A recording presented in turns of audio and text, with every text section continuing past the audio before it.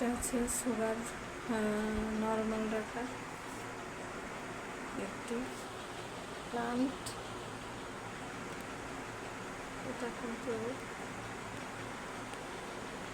যাদের সুগার নাই তারাও কিন্তু খেতে পারে।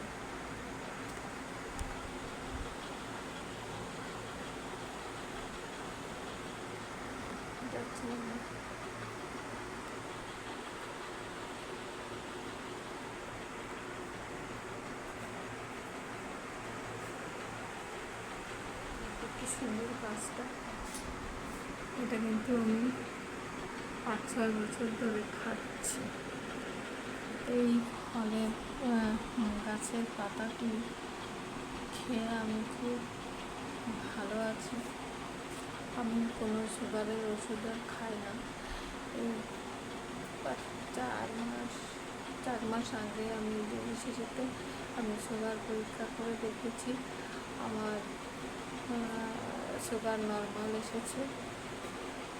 সেই জন্য আমার এই গাছটির উপরে আমার একটা বিশ্বাস আছে এবং আমি গ্যারান্টি দিয়ে বলতে পারি যে এটা সুগার নর্মাল রাখে। যাদের সুগার নেই তারাও কিন্তু রোজ সকালবেলায় একটা করে পাতা খেলে আর সুগার কোনো দিনই আসবে না, সুগার নর্মালই থাকবে। বৃষ্টির জন্য আমি ঘর থেকে বেরোতে পারছি না, তার জন্য আমি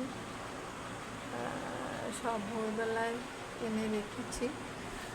তো এই রাতের বেলায় আমি এখন এটা করছি। ভিডিওটা তোমরা সবাই দেখো, আর এরকম পাতা দেখলে তোমরা সেটা এনে খাবে। তোমরা সুস্থ থাকবে, সবাই সুস্থ থাকবে যাতে থাকে, সেই জন্য আমি এটা তোমাদেরকে দেখাচ্ছি। আমি বন্দনা মালা, আমি এই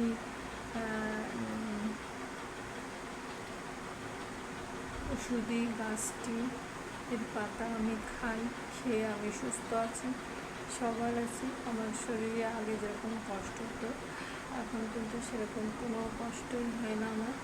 তার জন্য আমি ভাবছি সবাইকে এই গাছের সন্ধানটা দিয়ে দিই। আর তোমাদের যদি লাগে যাদবপুর সন্তোষপুর এসে তোমরা 2 নম্বর প্ল্যাটফর্মে আসবে, তাহলে এই গাছের পাতাটা ফোন করবে। আর এই গাছের পাতাটা যদি কারো লাগে সন্তোষপুর লেকেও পাবে, আবার 2 নম্বর প্ল্যাটফর্মেও পাবে।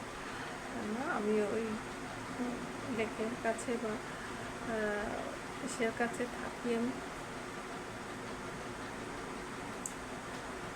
যাদবপুর স্টেশনে পাওয়া যাবে।